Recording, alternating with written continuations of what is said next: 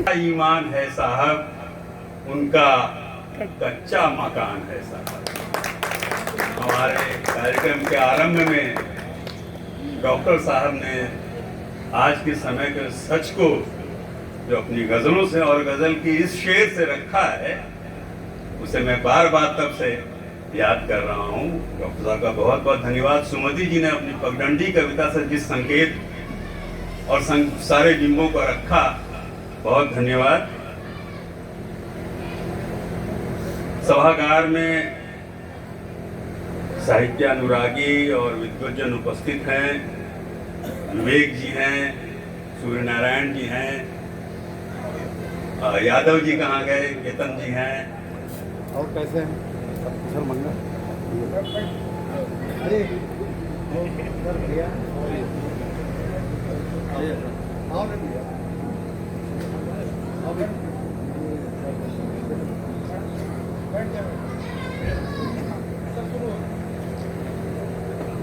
नमस्कार। सभी सम्मानित और प्रतिभा संपन्न जो तस्वीरें ले रहे हैं, मुझे लगता है वो कविता कर रहे हैं। जब आप हंसराज की तस्वीरें देखेंगे तो लगेगा कि कवि से ज्यादा उनकी तस्वीरों में शब्द भरे हैं।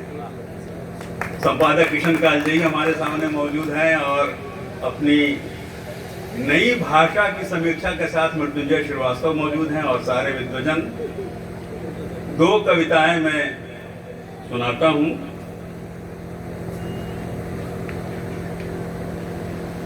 एक का शीर्षक है दूसरा राजा। वह राजा सजा धड़ल्ले से देता था, कर देता था हत्याएं। प्रजा डरती थी, अन्यायी कहती थी और इंतजार करती थी। राजा बदलेगा तो जीवन बचेगा, सब कुछ बदलेगा उसके बाद। पर एक दूसरा राजा था, पर एक दूसरा राजा ऐसा नहीं था। दूरदर्शी था, मारता नहीं था प्रजा को। पर एक दूसरा राजा ऐसा नहीं था, दूरदर्शी था, मारता नहीं था प्रजा को, उनकी किताबें जला डालता था। पर एक दूसरा राजा दूरदर्शी था, मारता नहीं था प्रजा को, उनकी किताबें जला डालता था। जला नहीं सकता तो पन्ने फड़वा दिया करता था। कहता था प्रजा को, नहीं तो तुम उनसे जुड़ने लगोगे जो मर चुके हैं। नहीं तो तुम उनसे जुड़ने लगोगे जो मर चुके हैं। वे मर तो चुके थे पर थे अच्छे। वे मर तो चुके थे पर थे अच्छे, इतने अच्छे कि राजा को दुश्मन लगे। वे मर तो चुके थे पर थे अच्छे, इतने अच्छे कि राजा को दुश्मन लगते थे। उनकी बातें अच्छी थी, इतनी अच्छी कि राजा को देशद्रोह लगती थी। उनकी बातें अच्छी थी, इतनी अच्छी कि राजा को देशद्रोह लगती थी। राजा कहता था प्रजा को, पन्ने हटाए जाएंगे, बदल दिए जाएंगे, ताकि तुम उनको न जानो, ना बिठाओ अपने अंदर, ना बोलने लगे वे तुम में। वे पन्नों से उड़कर बैठने लगते थे प्रजा के अंदर। वे पन्नों से उड़कर बैठने लगते थे प्रजा के अंदर, इतने अंदर कि राजा को लगता वहां तो रहना चाहिए भूख को, प्यास को, अक्षर की गरीबी को। गरीबी जो राजा के जाने के बाद भी बनी रहे, गरीबी जो राजा के जाने के बाद भी। एक दूसरी कविता इससे थोड़ी बड़ी है और थोड़े से उसमें नए प्रयोग हैं। कविता का शीर्षक है अमजद अली। संगीत के क्षेत्र में आप जो 3-4 नाम यदि लेंगे भारत में, तो उनमें एक नाम है अमजद अली, जो सरोद वादक है। तो सरोद के उनके वादन पर मैंने कोशिश की है बातों को रखने की, और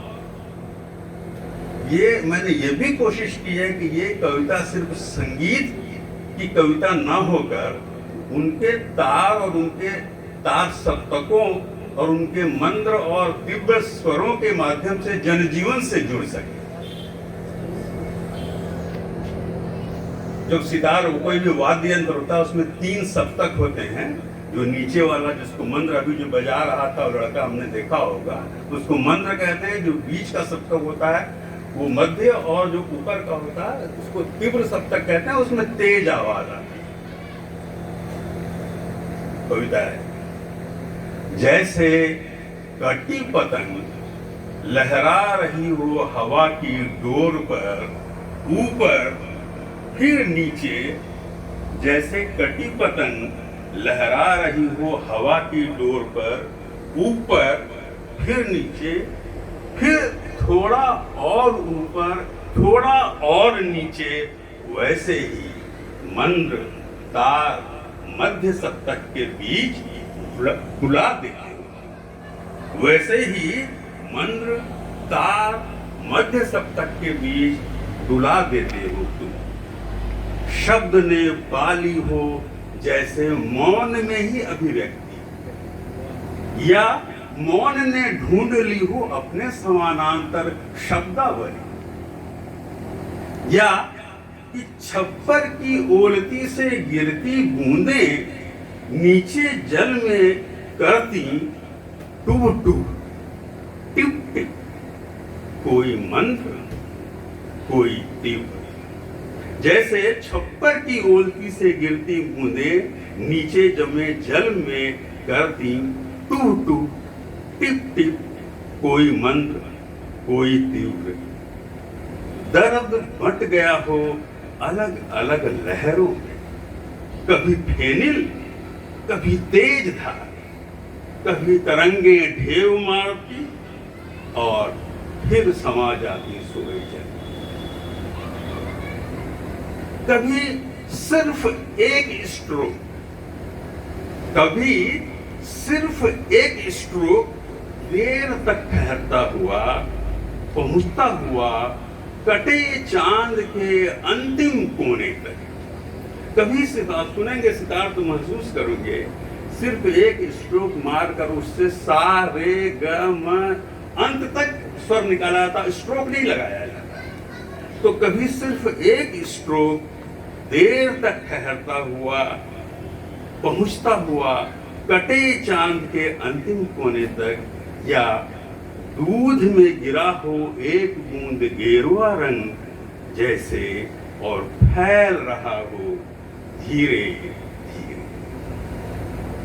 झोपड़ी के भीतर जैसे आग किसी दिन सुलगती तेज तेज, पकती रोटी किसी दिन ठंडा रह जाता चूल्हा।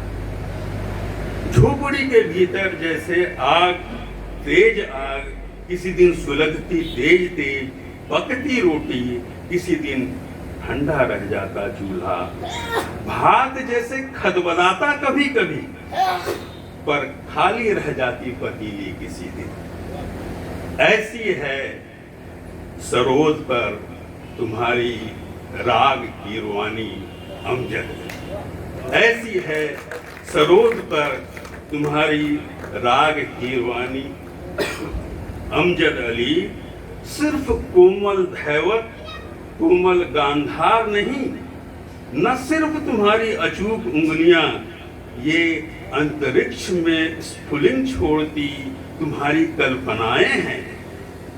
ले जाती हैं हमें स्वर्ग के सुख से पथरीली सड़कों तक। ले जाती है हमें स्वर्ग के सुख से पथरीली सड़क तक, राजपथ से पगडंडियों तक, दौड़ते बादलों की उड़ान से समुद्र तल की उब डूब तक। ऐसी है सरोद पर तुम्हारी राग की रुआनी अमजद। धन्यवाद। 15 मिनट का समय था आपको। नहीं तो 10 मिनट मैंने टूटने की आवाज, हाथ से तुम्हारे सुंदर कांच का ग्लास छूटा है कभी, टूटा है कभी? हाथ से तुम्हारे सुंदर कांच का ग्लास छूटा है कभी, टूटा है कभी? कैसा लगा था? वैसे ही टूटता है कोई झूठ से तुम्हारे, हो सके तो सुनो कांच टूटने की आवाज।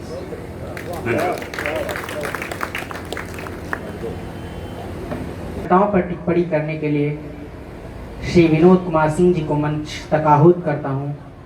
आप एक साहित्यिक हृदय